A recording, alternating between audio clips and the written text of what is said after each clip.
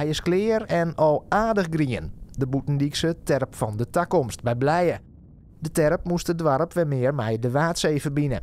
En dat is goed slagen, vinden de initiatiefnemers. Ja, eigenlijk precies wat we dacht hier. Wij hadden het bedacht dat het een plek is waar de meesten graag heen willen. En dat blijkt ook zo te wezen. We hadden 2 seizoenen werk om het kleer te krijgen. En nu zitten de ringen er bovenop, alles is nou vanwaar.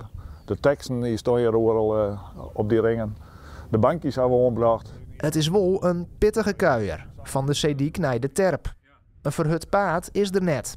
Maar toch zwitten meesken het kunstwerk goed te vinden. We zien wel dat hier heel veel mensen komen en de mensen die daar een keer mee praten, die vinden het een heel bijzonder object. En ik een heel bijzonder gevoel hier midden in de natuur, dat je dat beleven kennen.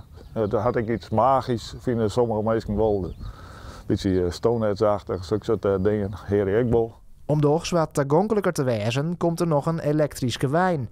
Die tek minder mobiele bezoekers bij de terp brengen kan. Een soort golfkarkachtig idee, wat dan in Hegebeint op staat. En dan kan dan over ziek, kan mensen daar mooi hierheen gebracht worden, zodat ik die mensen hier komen kan.